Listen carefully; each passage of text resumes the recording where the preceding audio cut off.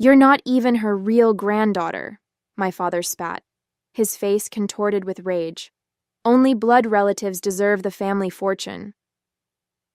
I stood frozen in Grandmother Eleanor's study, the heavy oak shelves filled with leather-bound classics surrounding us like silent witnesses to his cruelty.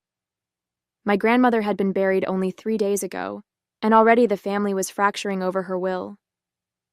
What are you talking about? I managed, my voice barely audible over the thundering of my heart. Don't play innocent, Jennifer. Your mother's little secret isn't so secret anymore. He paced the oriental rug, pausing to glare at the formal portrait of grandmother hanging above the fireplace. Eleanor was obsessed with bloodlines. Once the lawyer confirms you've got no Blackwell blood, you'll get nothing. I looked him directly in the eyes, fighting to keep my voice steady. Do you promise to keep your word about this? That only blood relatives deserve grandmother's inheritance? Absolutely, he declared, lifting his chin with the same imperious tilt I'd seen countless times throughout my childhood. I'll make sure the family legacy stays with real Blackwells, not imposters. My name is Jennifer Blackwell. I'm 27 years old, and until 5 minutes ago, I believed Douglas Blackwell was my biological father. Now, standing in my grandmother's Georgian mansion in suburban Philadelphia, I was apparently discovering otherwise. What I wanted was simple: the fair treatment Grandmother Eleanor intended in her will. She had specifically mentioned me, her only granddaughter, during our last conversation about her estate plans. Standing in my way was the man who had always viewed me with thinly veiled contempt, the man whose approval I had spent decades trying to earn unsuccessfully.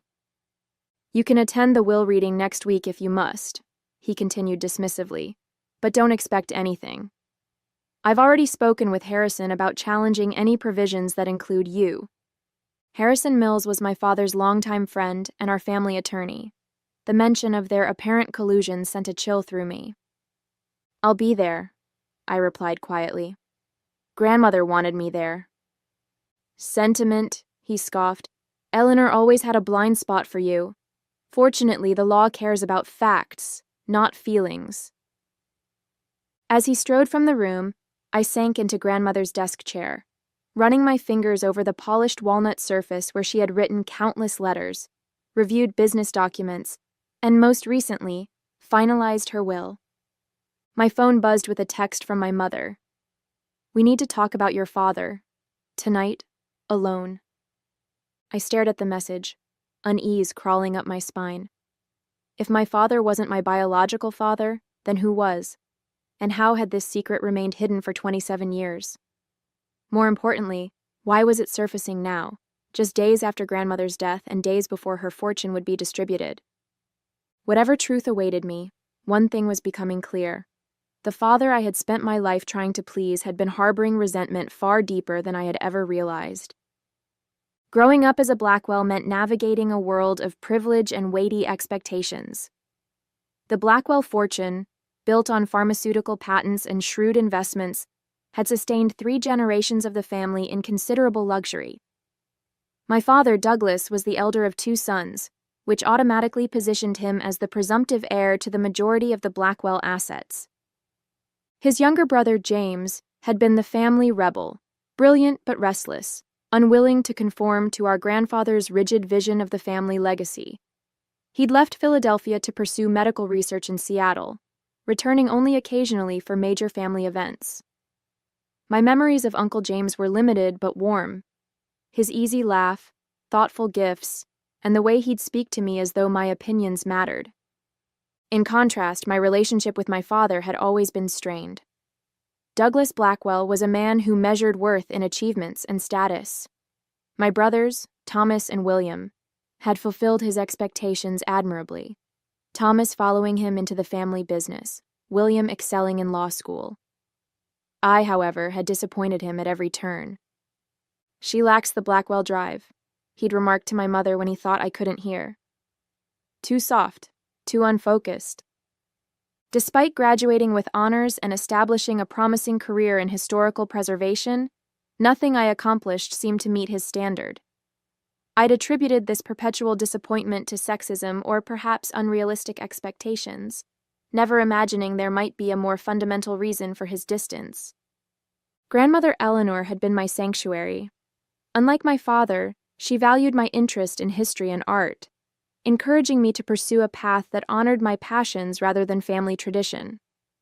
During my undergraduate years, I'd visit her estate every Sunday for tea, listening to her stories of family history and her own quiet rebellions against the constraints placed on women of her generation. "Remember, Jennifer," she often told me, "a Blackwell makes their own path." Her death at 86 had been peaceful, but left an emptiness I was still struggling to navigate. The knowledge that I'd lost my greatest advocate within the family made her absence even more profound. In the days following her funeral, I'd noticed subtle changes in my father's behavior, heightened scrutiny when I interacted with other family members, hushed conversations with Harrison Mills that abruptly ended when I entered a room. I'd dismissed these observations as grief, manifesting in different ways, but now they took on a more sinister significance. The last time I'd seen grandmother alive, she'd held my hand with surprising strength and whispered, "Trust your instincts, Jennifer. Not everything is as it appears." At the time, I'd attributed her cryptic words to medication or fatigue. Now I wondered if she'd been trying to prepare me for the storm that was about to break over our family. As I left grandmother's study to meet my mother, I couldn't shake the feeling that I was being drawn into a family drama decades in the making, one with roots deeper than I could yet comprehend. My mother was waiting for me at her favorite cafe, tucked away in a quiet corner of the city, where Blackwells were just ordinary people. She looked smaller somehow, her usually impeccable appearance slightly disheveled, eyes shadowed by sleepless nights. "I never wanted you to find out this way," she began without preamble, her fingers nervously turning her wedding band. "Your father, Douglas, shouldn't have told you like that. It was cruel and self-serving." "So it's true?" I asked, my voice barely above a whisper. "He's not my biological father?" She nodded, tears gathering in her eyes. "It's complicated, Jennifer. More complicated than Douglas makes it sound." Over the next hour, my mother unraveled a story that upended everything I thought I knew about my family. She and James, my uncle, had been in love before she met Douglas. They'd been young, passionate, and planning a future together when James received a prestigious research fellowship in Seattle. "We agreed he should go," she explained. "It was an incredible opportunity. We thought we could manage the distance." But the separation had strained their relationship, and during a particularly difficult period, she'd grown close to Douglas, who had always admired her from afar. A moment of vulnerability led to a brief relationship, one she ended when she realized her heart still belonged to James. When I discovered I was pregnant, I was certain it was James's child. The timing aligned perfectly with his last visit home. Her voice trembled. But Douglas insisted the child was his, and James was already engaged to someone else by then. I didn't want to disrupt his new life. Douglas had proposed immediately, presenting their marriage as the honorable solution. Only later did my mother realize that his interest had never been entirely about her. The Blackwell fortune had strict inheritance provisions that favored male heirs with legitimate children. "He needed a wife and children to secure his position," she said bitterly. "And I needed stability for my baby. It seemed like the best option at the time." Years passed and the secret held. James eventually moved back to Philadelphia with his wife, but they remained childless. When his marriage ended in divorce, he threw himself into medical research, becoming increasingly distant from family affairs. "Did James ever know?" I asked. "No," my mother whispered. "I couldn't bear to disrupt his life again. And as the years passed, it seemed crueler to reveal the truth." The revelation left me reeling. Every memory of childhood now required re-examination. My father's coldness, Uncle James's warmth during his rare visits, Grandmother Eleanor's special attention to me. "Why is Douglas revealing this now?" I finally asked. My mother's expression hardened. "Your grandmother's will.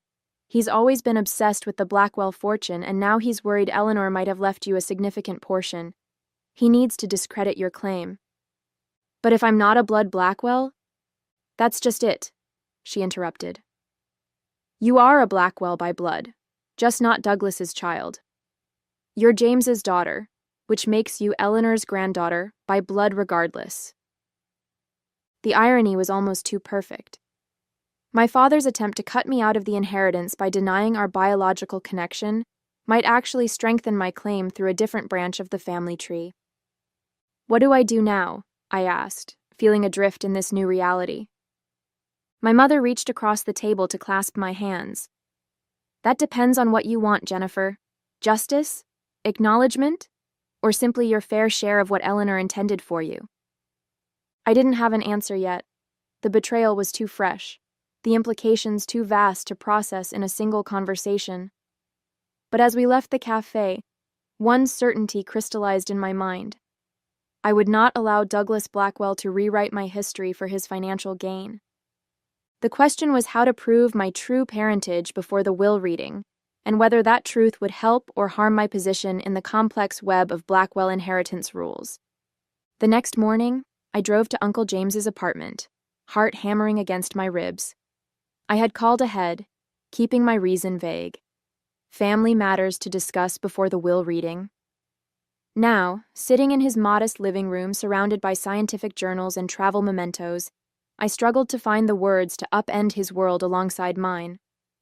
You seem troubled, Jennifer, he observed, setting 2 cups of tea on the coffee table. At 58, James Blackwell remained handsome, with the same dark eyes I saw in my mirror every morning. Is Douglas making things difficult about Eleanor's estate? It's more complicated than that, I began, then faltered. How did one ask a man if he might be your biological father? Uncle James, did you and my mother were you ever together? Before she married father? The cup froze halfway to his lips, his expression shifting from surprise to guarded caution. Why would you ask about ancient history now? Because Douglas has informed me that he's not my biological father, and he's using that claim to challenge my place in grandmother's will. James set his cup down with deliberate care. That sounds like Douglas, calculating even in cruelty. He studied my face with new intensity. What has your mother told you? I recounted my mother's revelations about their past relationship, watching his expressions cycle through nostalgia, pain, and something that looked remarkably like hope. I never knew, he said finally. Catherine never told me she was pregnant. By the time I heard about the marriage, it was already done. He leaned forward. Jennifer, are you saying you believe I might be your father? The timing fits, according to Mother, but Douglas is determined to prove I have no Blackwell blood to claim my inheritance. James's expression darkened. Eleanor's will specifically mentions you by name. Douglas can't simply write you out of it. He claims he can challenge any provisions made under false pretenses, namely that grandmother believed me to be his biological daughter. James rose abruptly, pacing the small room. This is absurd. Even if you were not Douglas's biological child, you're still Eleanor's granddaughter if you're my daughter. He stopped, meeting my gaze directly. We need to know for certain. A DNA test would settle this question definitively. The clinical simplicity of his solution both relieved and terrified me. You'd be willing to take one?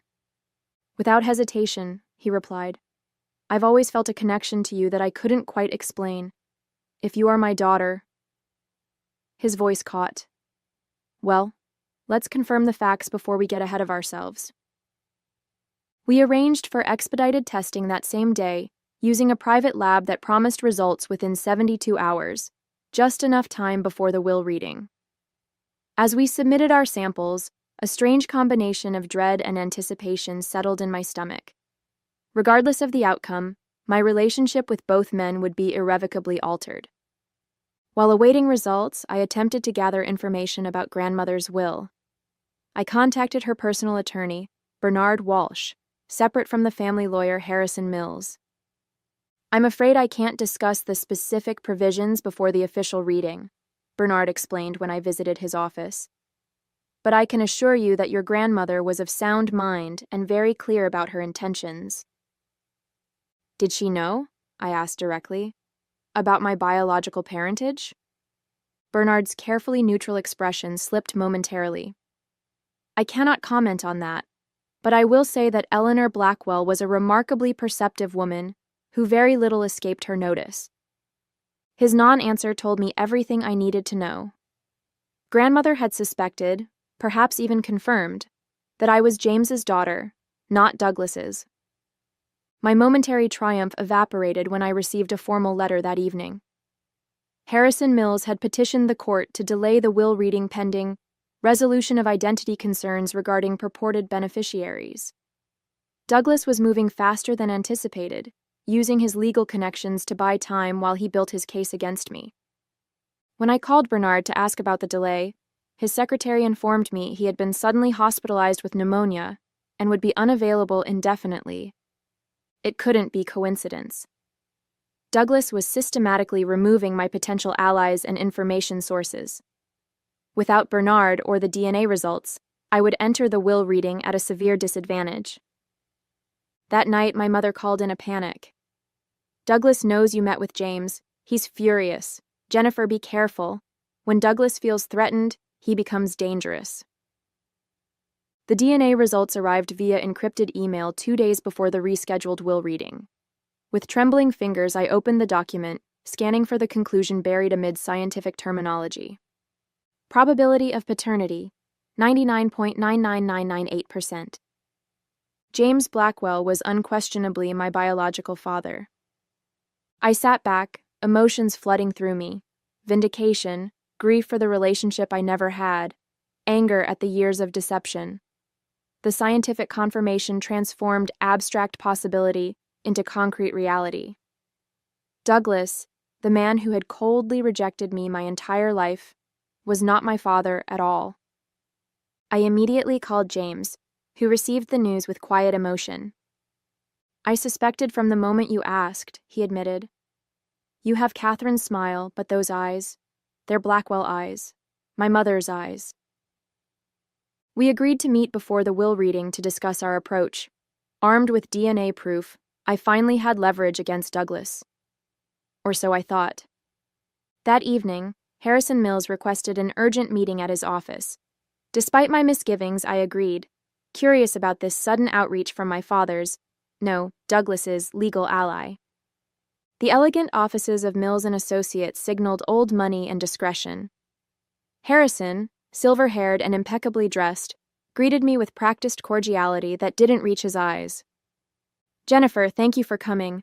I thought we should discuss certain developments before the will reading.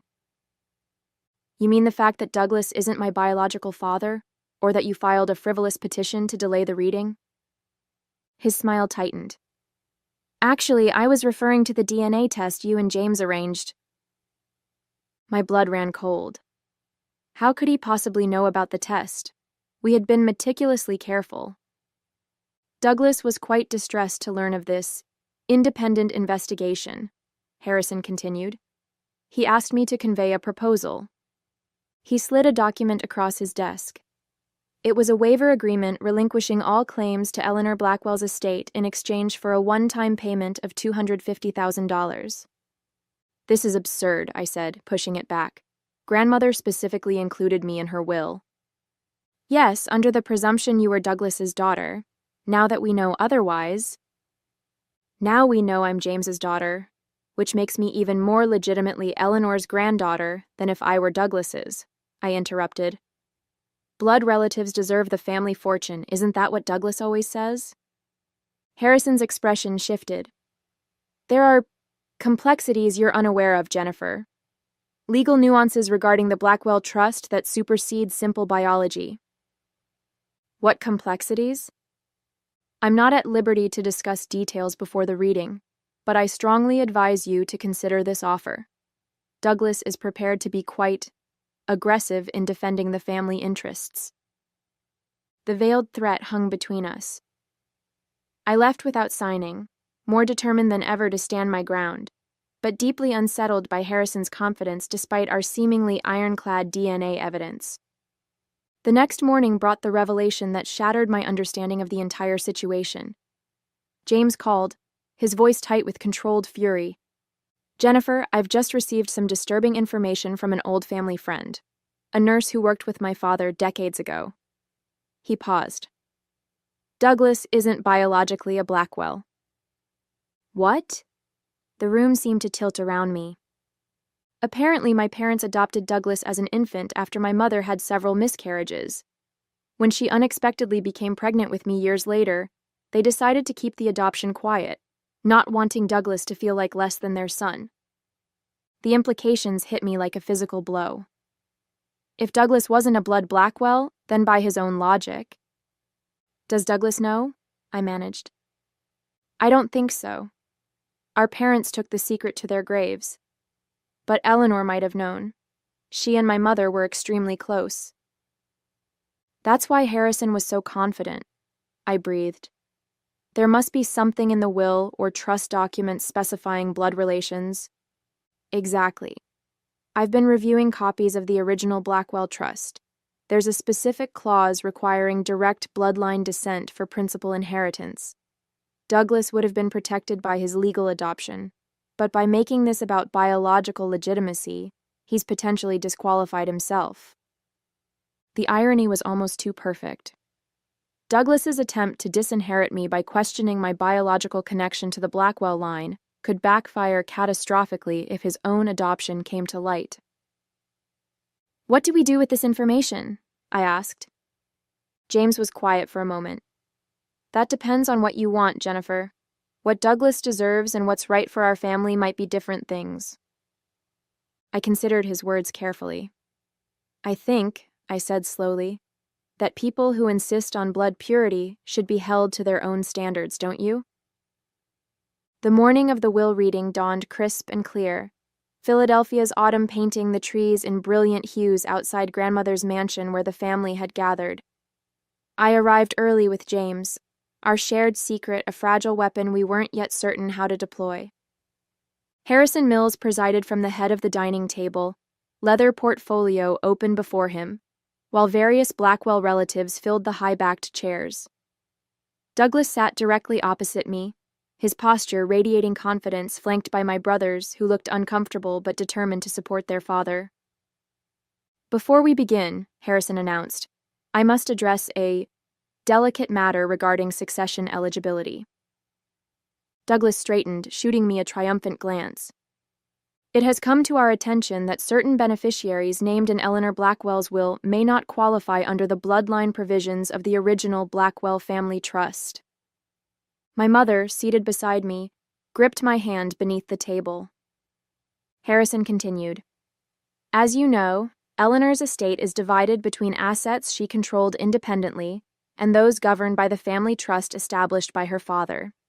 The trust specifically requires beneficiaries to be blood descendants of the Blackwell line. Which is precisely why we need to address Jennifer's situation," Douglas interrupted smoothly. "Recent information suggests she is not my biological daughter, and therefore has no claim to the Blackwell inheritance." A ripple of murmurs circulated around the table. James and I exchanged glances, our carefully rehearsed plan suddenly derailed by Douglas's preemptive strike.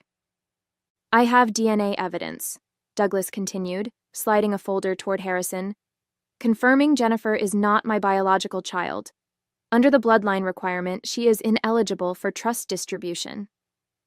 My heart pounded as Harrison reviewed the documents. We had anticipated raising the paternity issue ourselves, but Douglas had outmaneuvered us by presenting his own testing I had never consented to or provided samples for. "May I ask how you obtained my DNA for this test?" I asked, fighting to keep my voice level. Douglas's smile was cold. "From your water glass at our last family dinner. Quite simple, really." "That's illegal," James interjected. "Unauthorized DNA testing." "Irrelevant to the inheritance question," Harrison cut in. "The science is sound, regardless of collection methods." I felt our carefully constructed plan crumbling. If Harrison accepted Douglas's evidence while dismissing the legality of collection, we would lose our chance to reveal the truth on our terms.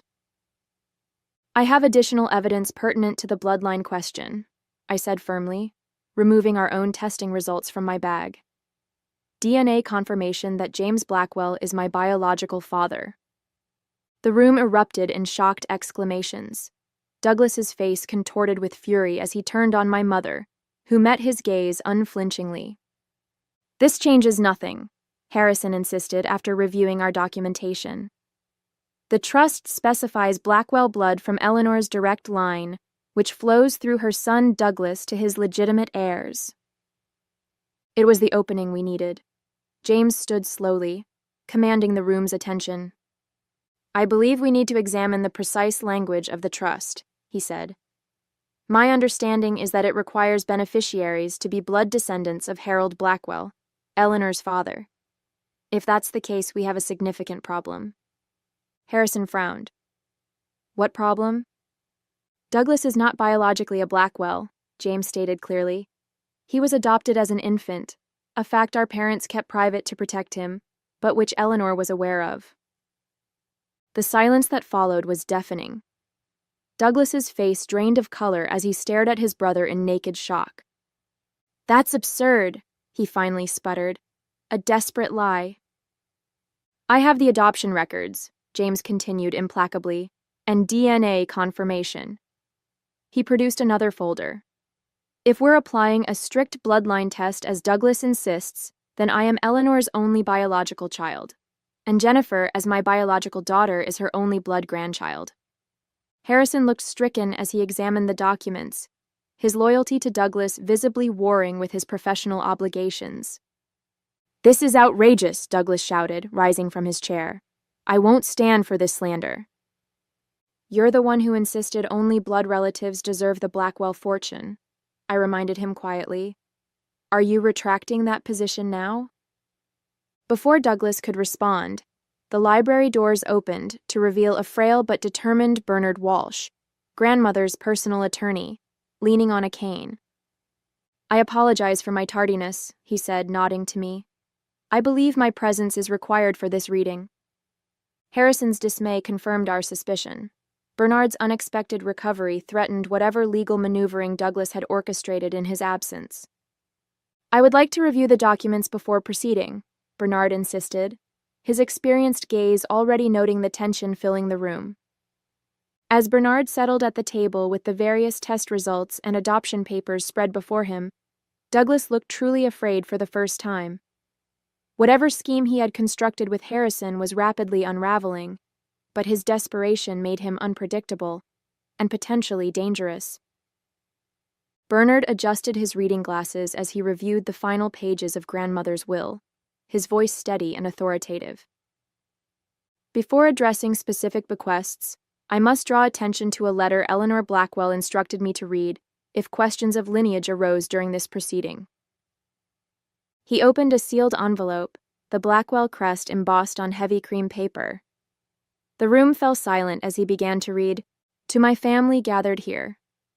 If this letter is being read, then the secret I have kept for decades has finally surfaced. I have always known that Douglas was not born of Blackwell blood, but was welcomed into our family through adoption, a noble act of love by my husband and myself after years of heartbreak. I have also known, since the moment I first held her, that Jennifer is James's biological daughter. A grandmother knows her own blood. The Blackwell Trust established by my father requires blood relation for principal inheritance. Having anticipated potential conflict, I have restructured my personal assets, which constitute the majority of what you now call the Blackwell fortune, to reflect my wishes rather than outdated notions of bloodline purity. To Douglas, you have been my son in every way that matters, but your treatment of Jennifer, your brother's child, has revealed a character that dishonors the Blackwell name you so jealously guard. By your own insistence on blood qualification, you have disqualified yourself from what you most covet." Bernard paused, looking directly at Douglas, whose face had gone ashen. "In accordance with Eleanor's explicit instructions," Bernard continued, And in light of the DNA evidence presented today confirming both Douglas's adoption and Jennifer's parentage, the distribution is as follows. The trust assets requiring Blackwell bloodline pass to James Blackwell and his biological daughter, Jennifer. Eleanor's personal estate will be distributed according to the specific bequests outlined here. Douglas lunged for the documents, but Bernard calmly shifted them away. "You promised!" Douglas shouted at me, desperation breaking through his composed facade. "You said only blood relatives deserve the fortune." "No," I corrected him quietly. "You said that. I merely asked if you would keep your word about it. And you promised you would." The justice of this moment wasn't in the inheritance itself, but in watching Douglas's carefully constructed reality crumble under the weight of his own hypocrisy. The aftermath of the will reading unfolded like the final act of a Greek tragedy. Douglas, undone by his own machinations, stormed from the mansion shouting threats of legal challenges that everyone present knew would fail. Harrison Mills followed, his professional reputation in tatters after Bernard revealed his knowledge of the adoption records he had deliberately concealed. My brothers, stunned by the revelations, approached me uncertainly. Thomas, always the more sensitive of the two, spoke first. "I had no idea about any of this," he said quietly. "All those years, the way he treated you, it makes a terrible kind of sense now." William nodded soberly. "For what it's worth, you've always been our sister. That hasn't changed." Their sincerity moved me more than I expected. They had been shaped by Douglas too, in different ways. Perhaps there was a relationship worth salvaging there, given time. Mother approached next, relief and apprehension mingling in her expression. "I should have told you years ago," she said. You were protecting me," I finished for her. "I understand that now."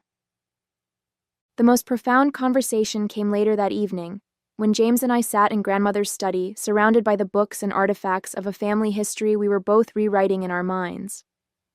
"What will you do now?" he asked, the weight of missed years heavy in his voice. "Build something new," I answered simply. "We can't recover the time we lost, but perhaps we can create something better going forward." He smiled, the expression so similar to my own that I wondered how I hadn't seen the resemblance before. I'd like that very much. As we talked into the night, sharing stories and discovering connections, I felt grandmother's presence in the room, her wisdom, her foresight, her absolute certainty that truth would eventually prevail. She had arranged everything perfectly, ensuring that justice would be served without requiring me to deliver it personally. In the end, Douglas's downfall came not from my actions, but from his own character revealed under pressure. He had spent decades ensuring I felt like an outsider in the family, never suspecting that he was the true outsider all along. The irony was perfect, and perfectly sufficient.